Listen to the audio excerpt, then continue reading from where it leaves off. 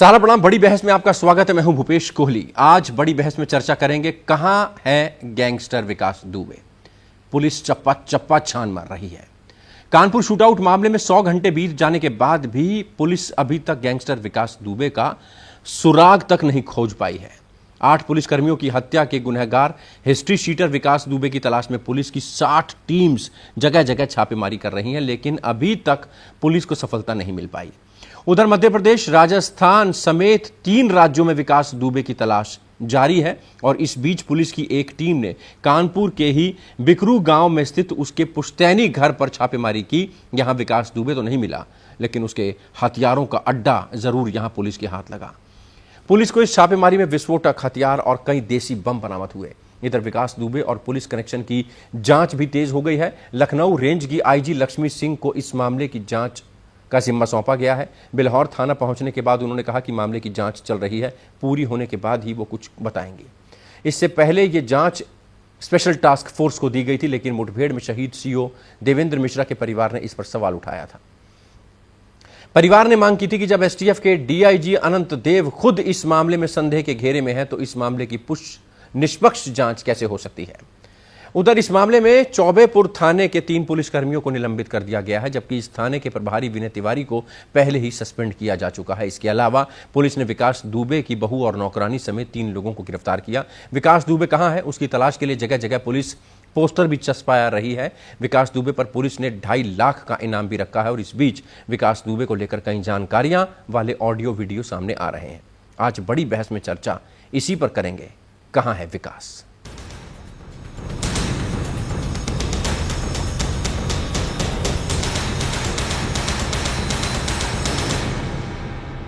Kanpur shootout मामले में police अभी तक हिस्ट्री शीटर विकास दुबे का सुराग नहीं लगा पाई है और इस बीच ये बात सामने आ रही है कि विकास दुबे को भगाने में पुलिस ने मदद की। विकास को पुलिस ने ही गाड़ी मुहैया कराई। सूत्रों के मुताबिक विकास के दोनों पैर खराब हैं। विकास के पैरों में लोहे की रॉड्स डली हुई हैं। काकादेव इलाके से एसटीएफ ने विकास दुबे के करीबी जय वाजपेयी को गिरफ्तार किया। जैसे कि हम आपको बता रहे हैं, जय वाजपेयी पिछले 7 सालों से विकास दुबे का फाइनेंस देखता जा रहा है। इसके अलावा काकादेव थाना इलाके से पुलिस ने 3 लग्जरी गाड़ियां भी बरामद की हैं, जिसे कब्जे में ले लिया गया है। तीनों पर नंबर प्लेट ही नहीं है और तीनों गाड़ियां जय वाजपेयी की बताई जा रही हैं। इसके अलावा विकास दुबे के मददगारों की लंबी लिस्ट चौबेपुर, बिल्हौर समेत कई थाना शक के घेरे में है। इन सब की जांच भी जारी है। इस मामले में ADG law and order Prashant Kumar ने क्या कुछ कहा, यह भी देखते हैं। जैसा मैंने बताया कि ये कहीं भी होगा, हम इसको ढूंढ निकालेंगे। हमारी इतनी कॉम्पिटेंस है। कुछ केसेस में को सॉल्व करने में कुछ समय लगता है, लेकिन इसका अर्थ ये नहीं कि ये हमारे टारगेट से और हमारे प्रायोरिटी से अलग हो जा रहा है। इसको हम लोग शीर्ष प्राथमिकता पे डील कर रहे हैं और जो शहादत हमारे जवानों ने दी है, हम उसका कानूनी तरीके से इन सभी अभियुक्तों को एक लॉजिकल एंड तक इस चीज़ को ले जाएंगे और सबको हम सज़ा दिलाएंगे और इनके विरुद्ध जो भी वैधानिक कार्रवाई है अवश्य करेंगे। और इसी बड़ी बहस में आज इसी मुद्दे पर चर्चा के लिए भारतीय जनता पार्टी के प्रवक्ता वैभव अग्रवाल हमारे साथ मौजूद हैं। वैभव जी, स्वागत है आपका। दीपक झा कांग्रेस से जुड़ेंगे, तारिक अहमद लारी साहब समाजवादी पार्टी से जुड़ेंगे, ओपी सागर पूर्व आईपीएस अधिकारी हमारे साथ जुड़े हैं, आपका भी बहुत स्वागत है। पंकज हमारे साथ जुड़े हुए हैं, सहारा समय बिहार झारखंड के संपादक हैं, राष्ट्रीय खबरों पर बारीक नजर रखते हैं। पंकज, आपका भी स्वागत है। शुरुआत ओपी सागर साहब आपके पास से करेंगे। 8 पुलिसकर्मियों की हत्या, 104 घंटे के बाद भी आरोपी जो है वो पुलिस की पकड़ से बाहर। पुलिस की मजबूरी है या कोई और टैक्टिक्स होते हैं इन आरोपियों को, इन अपराधियों को पकड़ने से पहले उनके हाइडआउट्स देखे जाते हैं, उनका कहाँ कहाँ कनेक्शन देखा जाता है, किस किस से वो फ़ोन से या किससे संपर्क में थे, राजनीतिक पॉलिटिकल कनेक्शन देखा जाता है। इस सब में भी पुलिस लगी हुई है। बिल्कुल लगी हुई है। देखिए, ये तो 25 से ज़्यादा टीमें विभिन्न क्षेत्रों में काम कर रही हैं और आजकल इलेक्ट्रॉनिक सर्विलांस का बहुत सहारा लिया जाता है। जो कॉल डिटेल्स हैं अभी तक मिली हैं, उससे लोकेशन मालूम करने की कोशिश की गई, लेकिन शातिर बदमाश है, शातिर अपराधी है, वो निश्चित रूप से अब उसने अपना मोबाइल तो एक अलग जगह छोड़ दिया है जैसा कि लग रहा है, और उसने दूसरा मोबाइल लिए हैं, जिससे कि वो अभी उसने इस इलाके में अपने परिवार से, अपने ऐसे मित्रों से संपर्क नहीं किया है जिनको पुलिस ने टटोला है, और अभी भी पुलिस उनके मोबाइल नंबर को भी देख रही होगी। तो ऐसे में ये अपराधी चालाक है ही, ये जाके छिप के बैठ गया है, और कहाँ ये शरण लिए है, पॉलिटिकल शरण लिए है या नहीं लिए है, इसका अभी सब खुलासा हो जाएगा।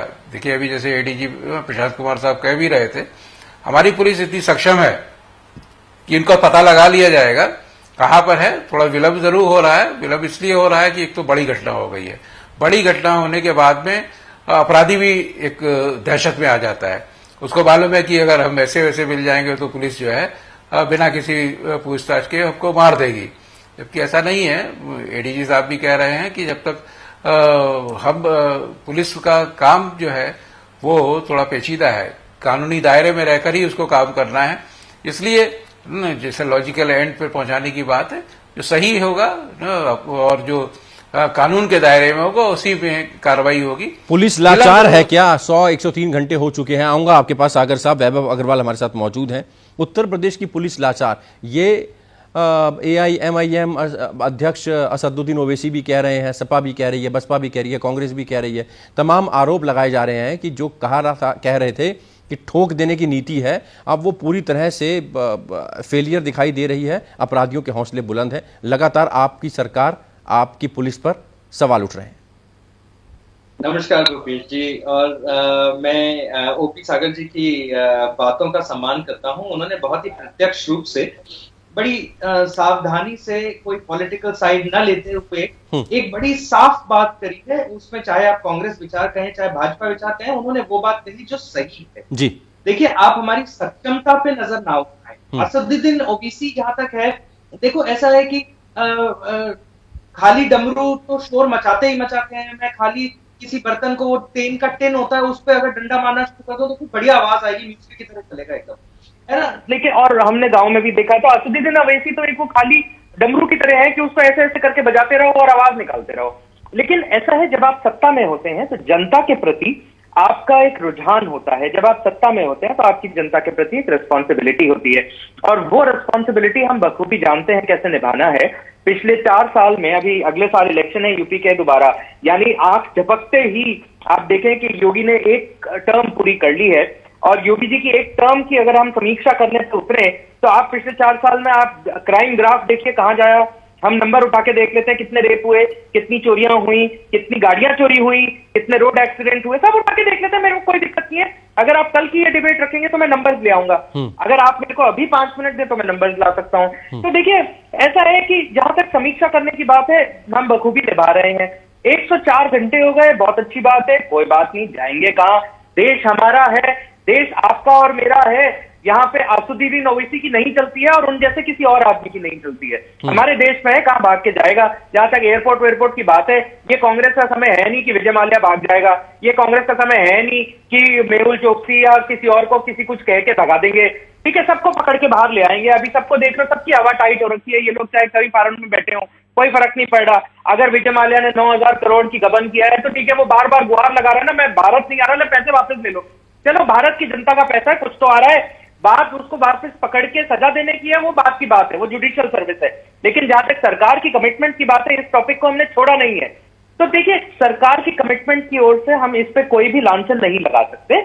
हो सकता है विकास दुबे एक शातिर अपराधी है, सबको पता है, तो उसमें हम और जिंदगियां रिस्क ना करते हुए हमें उस पर संयम से काम लेना है। संयम से काम लेना है, सावधानी से काम लेना है। दीपक झा भी हमारे साथ मौजूद है, कांग्रेस के नेता हैं। दीपक, समझना चाहेंगे आपसे, भारतीय जनता पार्टी का कहना है कि पिछली सरकारें नहीं है, कांग्रेस की सरकार नहीं है, सपा बसपा की सरकार नहीं है, योगी जी का ग्राफ बहुत बेहतरीन है, पलक झपकते ही 5 साल निकल गए हैं और जनता का पूरा अटूट विश्वास है उनकी सरकार पर, और ये कहीं जाएगा नहीं, देश हमारा है, कहीं बाहर नहीं जाएगा, बहुत जल्दी सलाखों के पीछे होगा। एक स्ट्रेटेजी के तहत इसके पीछे पुलिस लगी है। भूपेश जी, आपने सही कहा कि बीजेपी है, बीजेपी के प्रवक्ता, देखिए आपने इनसे सवाल किया उत्तर प्रदेश पे, पहुंच गए थे विजय माल्या पे, चुनाव के समय पे ऐसा लग रहा था विजय माल्या आज आएगा कल आएगा, आज आएगा कल आएगा, और 1.5 साल बीत गए चुनाव के बाद। तो खैर मैं उस पर नहीं जाऊंगा। भाजपा के प्रवक्ताओं की मानसिकता, कुंठित मानसिकता परिलक्षित होती है कि किस तरह से, इनसे पूछे जापान तो पहुंच जाते हैं पाकिस्तान, इनसे कहिए देश में विकास तो पहुंच जाएंगे चीन। तो इनकी मानसिकता इतनी घटिया हो चुकी है, तो इसका मैं कोई जवाब नहीं दूंगा। अब मैं आता हूं उत्तर प्रदेश के सिलसिले पे। 18 अक्टूबर 2019 को जब सुप्रीम कोर्ट कहता है उत्तर प्रदेश और हिंदुस्तान के सॉलिसिटर जनरल ऑफ इंडिया को कि उत्तर प्रदेश में जंगल राज है क्या, इसका मतलब आप समझ रहे हैं, जब सुप्रीम कोर्ट भारत की न्याय व्यवस्था की जो सबसे बड़ी संस्था है वो कहती है कि यहाँ पे जंगल राज हो चुका है, इसका मतलब है कि वाकई में कुछ ना कुछ मामला गंभीर है। योगी और मोदी जी अपनी पीठ अच्छे दिन थपथपाते रहते हैं। इन्होंने नारा दिया था विकास आएगा, विकास होगा। अब सब पूछ रहे हैं कि विकास है कहाँ, विकास मिलेगा कब? अरे भैया, विकास वास्तविकता का विकास तो छोड़िए, ये दूसरा विकास भी गायब हो गया। और इसमें पुलिस के ऊपर मैं सवाल नहीं कर रहा हूं, सवाल सत्ता में बैठे लोगों के ऊपर है। मेरे पास आंकड़े हैं, भाजपा के प्रवक्ता कहते हैं आंकड़े नहीं है मेरे पास, मैं इनको आंकड़े देता हूं। उत्तर प्रदेश में 3 गुना अपहरण, बलात्कार, हत्याओं के केसेस बढ़ चुके हैं। पिछले 1 सालों में जो अपहरण के केस है 2682 केस है, 883 बलात्कार के। चलिए विकास पे ही रहते हैं, विकास पे ही रहते हैं ना, विकास पे ही रहते हैं। आऊंगा आपके आंकड़े आगे लूंगा। पंकज हमारे साथ मौजूद है। पंकज, फोटो चस्पा दिया गया है, घर घर पूछताछ की जा रही है, कई करीबियों से पूछताछ की जा रही है, कई लोगों को हिरासत में लिया गया है, कई पुलिस के अधिकारी भी इस लपेटे में आते जा रहे हैं, कई पुलिसकर्मी भी इस लपेटे में आते जा रहे हैं जिन्होंने उसकी मदद की, उसको वहां से निकालने में मदद की। देखिए भूपेश, एक जो क्राइम को कैसे कंट्रोल किया जाता है और उसको लेकर के योगी जी की वाहवाही भी हुई है, लेकिन कई सवाल भी खड़े हुए हैं। और जहां तक कानपुर की बात की जाए तो ये विकास दुबे इतना बड़ा हुआ क्यों? अगर सपा ने उसको बड़ा किया, बसपा ने बड़ा किया, तो अब आपके भी शासन के 4 साल पूरे हो चुके हैं। जितने भी वहां पे एसपीज आते होंगे, आईजी आते होंगे, वो जरूर वहां के तमाम लोगों का क्राइम रिकॉर्ड्स मंगवाते होंगे कि किसका क्राइम रिकॉर्ड क्या है। आखिरकार विकास दुबे इतना अननोटिस्ड कैसे रह गया? अब जरा ये देखिए कि जिसपे 71 मामला दर्ज हो, 71 क्रिमिनल केसेस दर्ज हो, और वो राज्य के टॉप 30 क्रिमिनल्स में उसका नाम नहीं आता हो, तो उसका दबदबा समझिए, उसका रसूख समझिए। और सबसे बड़ी बात यह है कि जिस दिन उसके घर में पुलिस दबिश देने जा रही थी, अब पुलिस के इन्वेस्टिगेशन से ही यह उजागर हो रहा है कि पुलिस के लोग ही उसको बता रहे थे कि तुम्हारे यहां पुलिस दबिश देने जा रही है, तुम्हें पकड़ लेगी और तुम्हारे साथ पुलिस कैसा व्यवहार करने वाली है।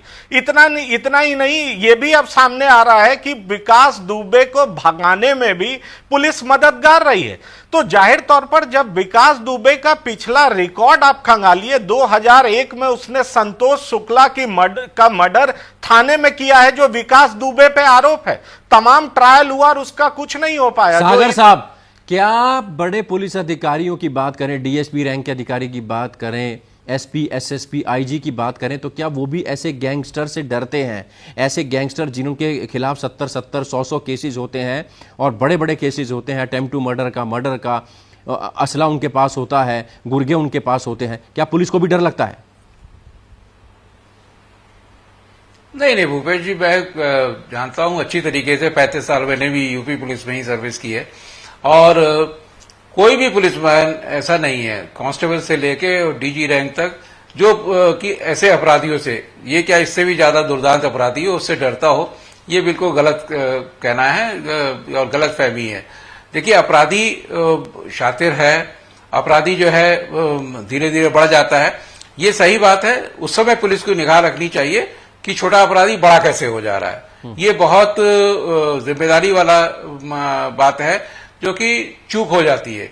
चूक इसलिए भी हो जाती है, जैसा कि इस केस में भी है, राजनीतिक संरक्षण प्राप्त है, राजनीतिक रूप से सक्रिय भी रहा, जिला पंचायत सदस्य 15 साल, 5 साल जिला पंचायत अध्यक्ष, विभिन्न जो भी रूलिंग पार्टीज होती थी, चाहे बसपा हो, सपा हो और बीजेपी भी अब कहा जा सकता है, उन सब के नेताओं से इसके संपर्क, उनके साथ फोटो खिंचाए हुए हैं। इससे लगता है कि वो आम पब्लिक में भी उसी तरीके से घूम रहा था, इसलिए उस पर निगाह नहीं गई। वरना छोटे छोटे अपराधी जो है 2-4 केसेस भी करते हैं, वो लूट के, डकैती के तो ये जो ऐसे अपराध करते हैं जो कि प्रॉपर्टी रिलेटेड रहते हैं, ये बहुत जल्दी निगाह में आ जाते हैं और उनके ऊपर कार्रवाई भी बहुत जल्दी हो जाती है। उनके ऊपर गैंगस्टर एक्ट की कार्रवाई हो जाती है, गुंडा एक्ट की कार्रवाई हो जाती है, और अगर कहीं संपत्ति अर्जित की है तो संपत्ति भी कुर्क हो जाती है। अब तो कानून काफी मददगार है, इसलिए पुलिस वाले बिल्कुल नहीं डरते। वैभव, साल 2006 में मॉडल पुलिस एक्ट भी बनाया गया, राज्यों से अपेक्षा की गई कि उसके अनुरूप जो है वो अपने राज्य की व्यवस्था में सुधार कर लें। कुछ सुधार हुआ लगता है आपको? देखिए, पुलिस व्यवस्था में जहां तक सुधार की बात है, Rome was not built in one day, ये अंग्रेजी की एक कहावत है। इसका तात्पर्य हिंदी में अगर देखा जाए जनता के लिए, क्योंकि हम हिंदी की एक डिबेट पे हैं, तो ये है कि इसमें राम मंदिर बनाने में हमें 25 साल से ज्यादा लग गए। तो देखिए, ऐसा है कि जहां तक पुलिस रिफॉर्म्स की बात है, वो एक ऐसा सब्जेक्ट है जिसके अंदर थोड़ा थोड़ा स्टेप बाय स्टेप करके इसके अंदर अप्रोच करा जा सकता है। हमारे पूर्व के सभी डीजीपीज, एडीजीपीज जो आए हैं, उन्होंने सब कुछ थोड़ा थोड़ा करके वेलफेयर किया है, जिसके अंदर आप देखें police security, police main security का एक बड़ा फीचर है, उसमें हेल्थ का बड़ा फीचर आया है, अपग्रेडेशन ऑफ पुलिस इंफ्रास्ट्रक्चर है जो पिछले 4 साल में आईटी के द्वारा पूरा इंफ्रास्ट्रक्चर आया है। जहां तक हम विकास दुबे के पनपने की बात कर रहे हैं, यानी अगर पिछले 4 साल में विकास दुबे जैसा आप अगर लांछन लगाए हमारी सरकार पे, ये कहें कि हमारी सरकार के दौरान पिछले 4 साल में विकास दुबे जैसा एक शातिर अपराधी पनपा, नहीं, ये लांछन कोई राज्य सरकार पर नहीं लगा रहा है, ये तो लगातार तमाम पॉलिटिकल पार्टीज के नाम भी लिए जा रहे हैं वहां, जहां जिन जिन पॉलिटिकल पार्टीज के नेताओं के साथ उसके फोटोग्राफ है। सिर्फ एक पार्टी की बात नहीं है, तमाम पॉलिटिकल पार्टीज की बात कर रहे हैं। मेरे को आपका ध्यान केवल, और आप बड़े पुराने एक जर्नलिस्ट हैं और आपने कई वेदर देखे हैं, मैं आपसे कई मौसम देखे हैं, मैं आपसे केवल 2 केंद्र बिंदुओं की ओर आपका ध्यान आकर्षित करना चाहूंगा। पहला, सपा, बसपा और कांग्रेस, जो कि हमेशा से बूथ कैप्चरिंग की और हिस्ट्री शीटर्स को यूज करने की, क्रिमिनल्स को यूज करने की एक परंपरा निभाते आए हैं और आज तक निभा रहे हैं, जिसके अंदर अतीक अहमद, मुख्तार अंसारी और बहुत सारे जो जेल में बंद है, मेरे को तो लगता है कि मेरा धर्म भी खराब होता है यदि मैं इन शातिर अपराधियों के नाम अपनी जबान से लूं। ये इनकी टिकट पे एमएलए लड़े हैं। आप भाजपा में बता दें कि ऐसा कोई शातिर अपराधी हमारा अगर एमएलए लड़ा हो तो मेरे को बहुत वो क्या कहेंगे, ग्लानि होगी, और मैं आपसे माफी मांगने के लिए तैयार रहूंगा उसके लिए, लेकिन आपको मिलेगा नहीं। सिमिलरली दूसरी ओर आप ये देखें कि भाजपा में ना तो कभी बूथ कैप्चरिंग का रहा है, ना कभी ऐसे अपराधी को किसी तरह इस्तेमाल करने का रहा है। पिछले 4 साल के शासन में, योगी आदित्यनाथ के शासन में, कोई भी स्कैम का आरोप नहीं लगा है कि मैं कोई किसी बाहुबली का इस्तेमाल करूं। आता हूं आपके पास वैभव जी, इसका जवाब लेते हैं। तारिक अहमद लारी साहब हमारे साथ मौजूद है, समाजवादी पार्टी के लीडर हैं, लखनऊ से हमारे साथ जुड़े हैं। तारिक साहब, यहां पर भारतीय जनता पार्टी का कहना है कि पूरे 5 साल बिल्कुल ठीक तरीके से शासन चला है, ग्राफ क्राइम का लगातार गिरता चला गया है। ठीक है, ये घटना जरूर हुई है, लेकिन ये गैंगस्टर जो हैं वो पिछली सरकारों के बने हुए हैं, क्योंकि उनका एजेंडा होता था बूथ कैप्चरिंग करना, अपहरण करवाना, तमाम और अपराध करवाना।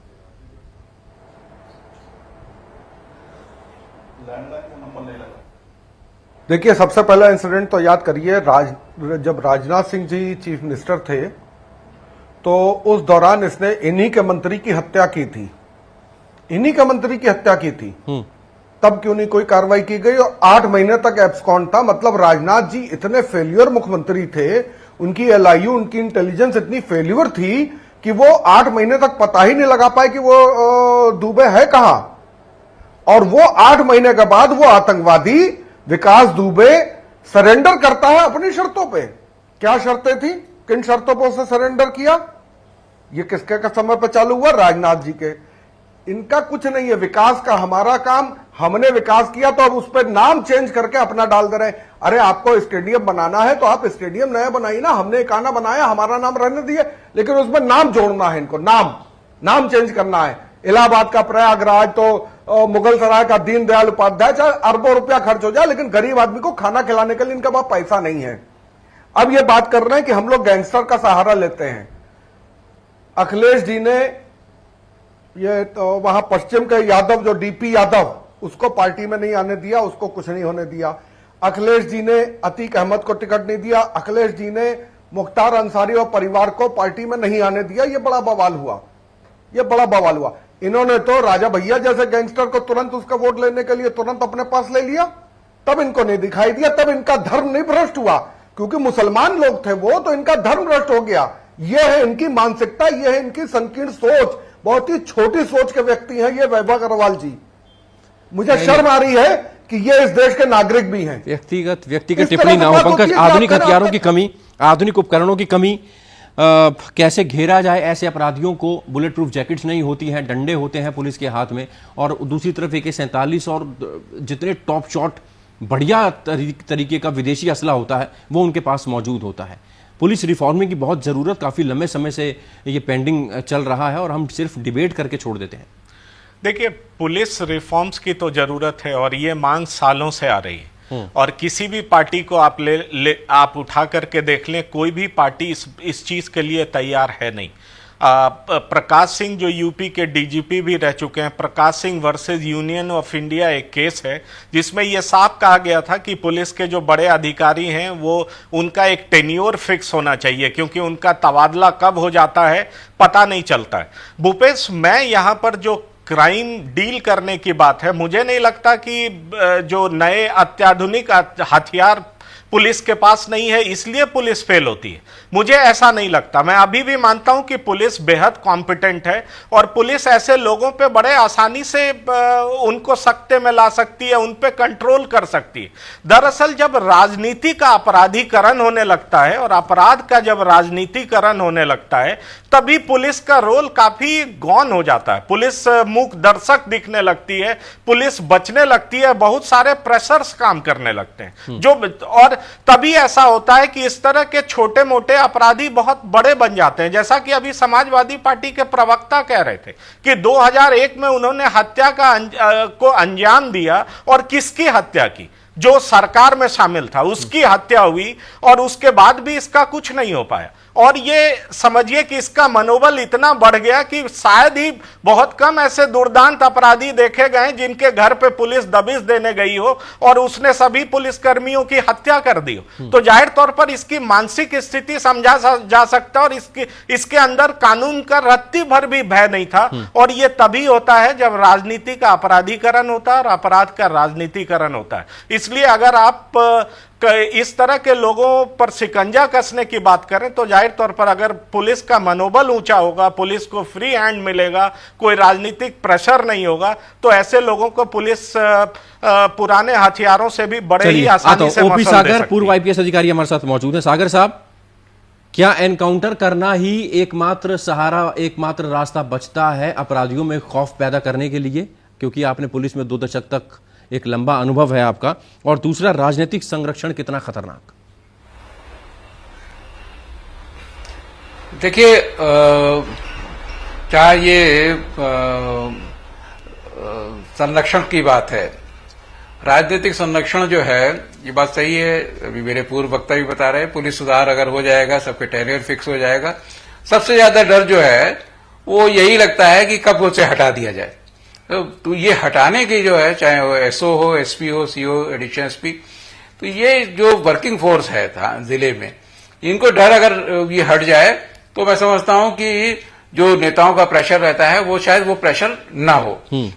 दूसरी बात ये है कि आपने अभी पूछा कि एनकाउंटर, देखिए एनकाउंटर जाहिर सी बात है कि सबको ये मान्यता है बिल्कुल कि एनकाउंटर से डर दूर हो जाता है, आम पब्लिक में डर दूर होता है और अपराधियों में दहशत आती है। लेकिन एनकाउंटर ऐसा नहीं हो सकता। देखिए, एनकाउंटर की जब तक कि पुलिस पे फायर ना हो, एक्सचेंज ऑफ फायर हो, तब ऐसा हो सकता है, ये नहीं हो सकता। या फिर IPC में जो प्राविधान दिए गए हैं राइट ऑफ प्राइवेट डिफेंस का, उसमें हम अगर कार्रवाई करें तो जस्टिफाइड है। लेकिन अदरवाइज सामान्य तरीके पे एनकाउंटर नहीं किया जा सकता, ये कानूनी गलत है। और कभी तमाम मानवाधिकार आयोग में, कोर्ट्स ने इस बात को हमेशा कहा है, और हमेशा ऐसे मामलों में अगर कहीं गलत एनकाउंटर हो गया है तो पुलिस वालों ने सजा खाई है। वैभव जी, आपकी जब सरकार थी, राजनाथ सिंह मुख्यमंत्री थे, एक बड़ा आरोप, तब भी इसने थाने में घुस के एक पॉलिटिकल आदमी की हत्या की थी, राजनीतिज्ञ की हत्या की थी, और उसके बाद 8 महीने तक ये बंदा फरार रहा था, और उसके बाद इसने अपनी शर्तों पर सरेंडर किया था। ये आरोप आप पर, इसका क्या जवाब देते हैं? वो 2001 का उत्तर प्रदेश था, ये 2019 का उत्तर प्रदेश है, 2020 का उत्तर प्रदेश है, बहुत फर्क है। लेकिन 10 साल गुजर जाने के बाद 2013 में समाजवादी सरकार थी, तो समाजवादी सरकार ने क्या उखाड़ा?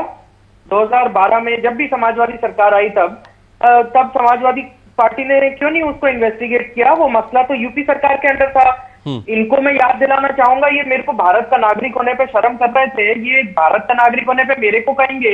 इनकी इतनी हैसियत नहीं है कि ये यूपी के नागरिक हो जाए, हमें अब चढ़ गई तो आप समझे बात कि इनको मुन्ना बजरंगी भूल गया, इनको कैराना भूल गया, इनको बाकी लैंड ग्रैब इश्यूज और ये सब, इनको रेप भूल गए, इनको ये भूल गया कि इनके अपने पार्टी के जो इनके माई बाप है, इनके रेप पे इल्जाम और ये लैंड ग्रैबिंग के इल्जाम लगते हैं और फिर वो इधर उधर भागते हैं। ये भूल गए कि मामा जी जेल में बैठे हैं, अभी 2 महीने पहले ही अरेस्ट हुए हैं। वो क्या नाम है उनके, हमारे मुसलमान जो है, तो इनके समाजवादी पार्टी के बड़े नेता है जो ज्यादा नेतागिरी कर रहे थे, बंद कर दिया ना उनको, क्या उखाड़ लिया उन्होंने? ज्यादा रोते हैं ये लोग, ज्यादा बड़ बोले। तो ऐसा है कि आप भाजपा सरकार को अगर आप ब्लेम करेंगे तो पहले तो पिछले 3 साल आपने भी जर्नलिज्म किया भूपेश जी, मैं आपसे प्रश्न पूछूं कि 3 साल से हम गालियां खा रहे हैं कि हमने एनकाउंटर सरकार चलाई, क्रिमिनल्स को खत्म कर दिया। अब सडनली विकास दुबे ने क्योंकि गोली चला दी तो विकास दुबे को बोला जा रहा है कि भाजपा सरकार में क्रिमिनल पनप रहे। मुझे समझ नहीं आ रहा, डिसाइड कर ले पहले ऑपोजिशन। तारिक भाई मुस्कुरा रहे हैं आप, लेकिन आरोप पर आप पर भी लग रहे हैं, आपकी पार्टी पर भी लग रहे हैं कि ना सिर्फ बीजेपी के नेताओं से उसके संपर्क हैं बल्कि सपा बसपा के नेताओं के साथ भी उसकी फोटोएं सामने आ रही हैं और संरक्षण आपने भी दिया था। ये आरोप आप पर बीजेपी की तरफ से जवाब? इनके तो कानून मंत्री के साथ फोटो है, प्रेजेंट कानून मंत्री ब्रिजेश पाठक, कानून मंत्री उसकी जेब में है भाई। ये रोगी सरकार का मंत्री उनकी जेब में है तो क्या उखाड़ पाएंगे? वो भी कानून का मंत्री, जहां जज और पूरा जुडिशियल सिस्टम कानून मंत्री के अंडर होता है, वो उस आदमी ने उस मंत्री को अपनी जेब में रखा हुआ है। इससे बड़ा आरोप क्या है? ये रोगी सरकार है, रोगग्रस्त सरकार। ये अभी तक अपने उभर नहीं पाए हैं। आप ये देखिए कि ये क्या नाम है, हम पे इल्जाम लगा रहे बलात्कार का। सेंगर कहां है? सेंगर इस समय सेंगर जेल में है ना। किसने सजा दी? रोगी ने या पीएम मोदी ने सजा नहीं दी उसको, अदालत ने सजा दी है। अदालत तो पहुंचाइए आप। सेंगर जेल में है, हम लोग तो उसको जेल में बंद करके रखे हुए थे, पिछले 5 साल तक जेल में बंद था महाराज वो। चलिए, आरोप प्रत्यारोप का दौर यहां पर जारी है, वक्त की कमी है। वैभव अग्रवाल, बहुत शुक्रिया हमसे बातचीत करने के लिए। दीपक, आपका भी बहुत शुक्रिया। तारिक भाई, आपका बहुत शुक्रिया। सागर साहब, आपका भी बहुत शुक्रिया। पंकज, आपका भी बहुत शुक्रिया। लेकिन आरोप प्रत्यारोप का दौर जारी है। यहां पर तमाम पॉलिटिकल पार्टीज कह रही हैं कि हमारे समय में गैंगस्टर नहीं था, पिछली सरकारों ने भी उसको संरक्षण दिया था, लेकिन पुलिस की जो कार्रवाई है वो पूरी तरह से उस पर विश्वास किया जा सकता है। पुलिस अब एक एक चीज खंगाल रही है, हर उस घर का दरवाजा खटखटा रही है जहां पर उसके गुर्गे छिपे हुए हैं, और उम्मीद यही कि जल्द से जल्द विकास को पुलिस दबोच लेगी, और अगर वो सरेंडर करने जाता है तब भी पुलिस अपनी एक जो लाइन है उसको लेकर आगे बढ़ेगी। फिलहाल बड़ी बहस में आज के लिए इतना ही। दीजिए इजाजत। तमाम मेहमान हमारे साथ मौजूद रहे, बहुत बहुत शुक्रिया। एक छोटा सा ब्रेक, फौरन हाजिर होंगे तमाम और खबरों के साथ। आप चलते रहिए सहारा न्यूज नेटवर्क के साथ। सहारा।